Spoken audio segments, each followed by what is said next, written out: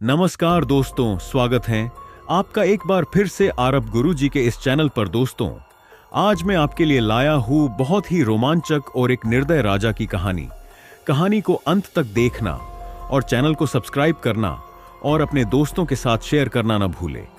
चलो कहानी को शुरू करते हैं। यह कहानी सम्राट शाह वीरराज की है।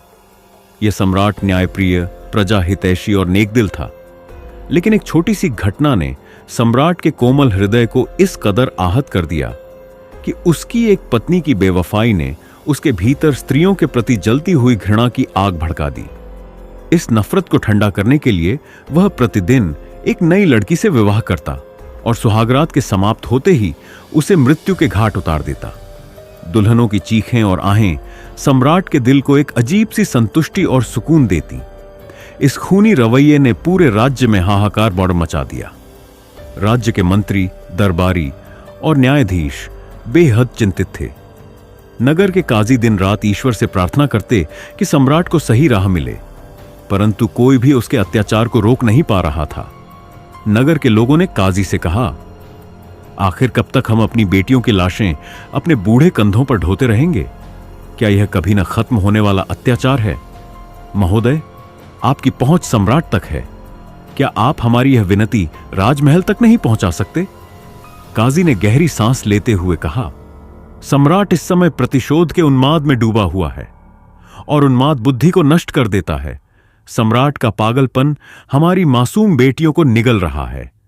यह अत्याचार अब सभ्यता और मानवता की हर सीमा पार कर चुका है। नगरवासियों की भीड़ आक्रोशित हो उठी। हम अपने दर्द और लाचारी को लेकर किसके पास जाएं? क्या हमें न्याय के लिए सिर्फ ईश्वर का दरवाजा खटखटाना होगा? नगर काजी ने सिर झुका लिया। कुछ देर बाद काजी और नगरवासियों का एक दल राजमहल के द्वार पर पहुंचा।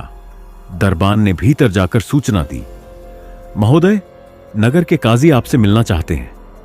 मंत्री ने गहरी सांस ली और बोला, उन्हें राजमहल के विशेष कक्ष में ले आओ। दरबान ने सिर झुकाकर उत्तर दिया, नहीं, वे महल के अंदर नहीं आना चाहते। मंत्री के चेहरे पर आशंका की लकीरें उभर आईं। इनकार?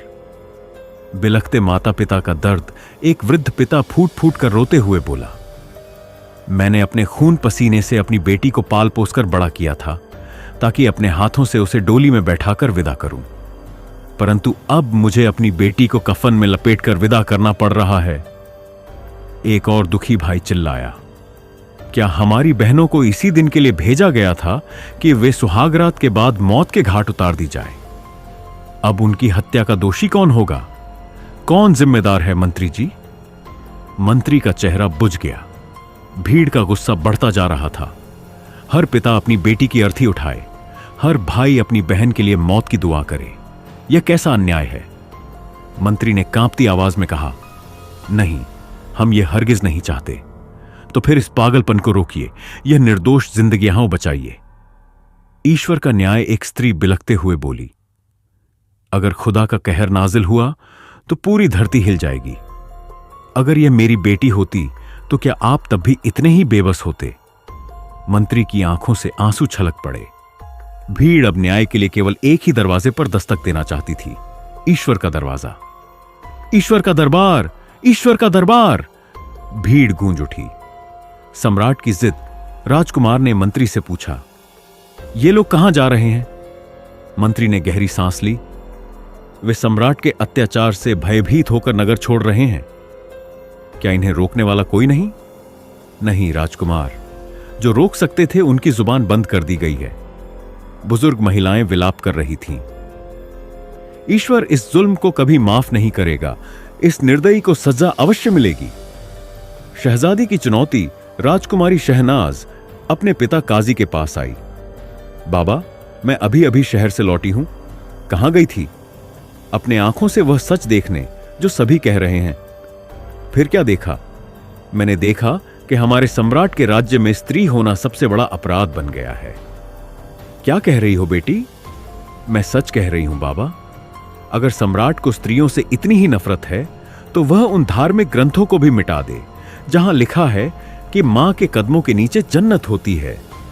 काजी स्तब्ध रह गए। बाबा, क्या आप मुझसे प्यार करते हैं?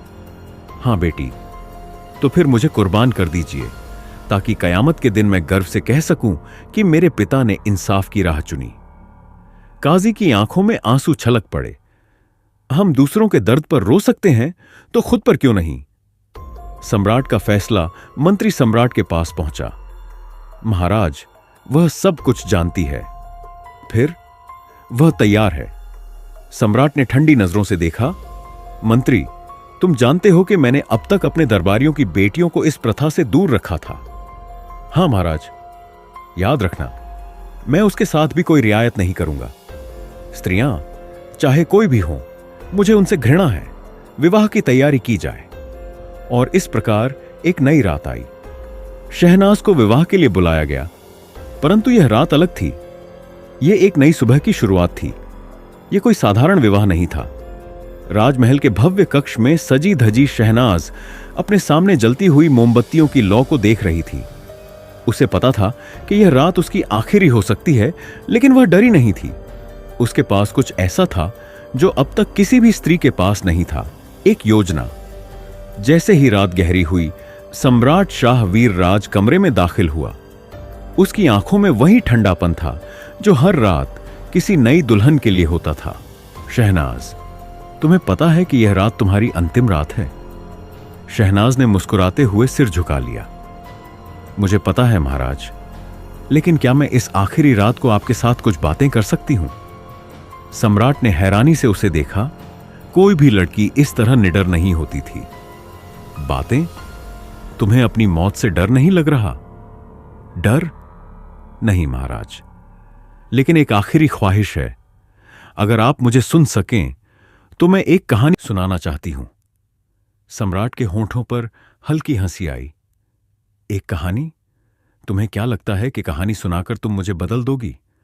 नहीं महाराज, मैं बस इतना चाहती हूं कि मेरी आखिरी रात उदास ना गुजरे। सम्राट कुछ देर सोचता रहा, फिर वह तकिए के सहारे लेट गया। ठीक है, सुनाओ, लेकिन जैसे ही तुम्हारी कहानी खत्म होगी, तुम्हारी जिंदगी भी खत्म हो जाएगी। शहनाज ने धीरे से सिर झुकाया और बोलना शुरू किया। सौदागर और जिन्न की कहानी बहुत समय पहले की बात है। एक अमीर सौदागर था जो दूर दूर तक व्यापार करता था। एक बार वह अपने ऊंटों पर व्यापारिक सामान लादकर एक लंबी यात्रा पर निकला। रास्ते में दोपहर के समय उसे प्यास लगी और वह एक पेड़ के नीचे बैठ गया। उसने अपनी थैली से खजूर निकाले और खाने लगा। जैसे ही उसने एक खजूर का बीज जमीन पर फेंका, अचानक एक भयंकर जिन्न प्रकट हुआ। सौदागर और जिन्न का आमना सामना। जिन्न की लाल आंखें क्रोध से जल रही थीं। उसने गरज कर कहा, हे इंसान, तूने मेरे बेटे को मार डाला, अब तुझे भी मरना होगा। सौदागर डर के मारे कांपने लगा। उसने कांपती आवाज में कहा, महान जिन्न, मैंने तो किसी को नहीं मारा, मैंने तो बस खजूर का बीज फेंका था। जिन्न ने क्रोध में कहा, तेरा फेंका हुआ बीज मेरे बेटे के सिर पर गिरा और वह उसी समय मर गया। अब मैं तुझे भी मार डालूंगा। सौदागर जिन्न के पैर पकड़कर गिड़गिड़ाने लगा, कृपा करो दयालु जिन्न, मैं निर्दोष हूं। मेरी पत्नी और बच्चे मेरी राह देख रहे होंगे, उन्हें मेरे बिना कौन संभालेगा? पर जिन्न का दिल पत्थर का था। उसने कहा, नहीं, मैं तुझे मारकर ही रहूंगा। 3 यात्रियों का आगमन। सौदागर रोता बिलखता जिन्न के सामने बैठा था। तभी वहां से 3 यात्री गुजरे। वे बहुत ज्ञानी और चतुर थे। उन्होंने जब सौदागर को भयभीत देखा तो पास आकर पूछा, हे व्यापारी, क्या हुआ? तुम इतने भयभीत क्यों हो? सौदागर ने अपनी पूरी आपबीती सुनाई। तब जिन्न ने गरजते हुए कहा, यह आदमी मेरे बेटे का हत्यारा है और मैं इसे मारने आया हूं। पहला यात्री बोला, हे महान जिन्न, यदि हम आपको 3 अद्भुत कहानियां सुनाएं और वे आपको पसंद आए, तो क्या आप सौदागर को माफ कर देंगे? जिन्न कुछ सोचकर बोला, ठीक है, अगर तुम्हारी कहानियां मुझे पसंद आईं तो मैं इसे छोड़ दूंगा, लेकिन अगर कहानियां बोरिंग हुई तो इसे मार डालूंगा। तीनों यात्रियों ने एक दूसरे को देखा और फिर पहला यात्री कहानी सुनाने लगा। पहली यात्री की कहानी बूढ़े व्यापारी और हिरणी।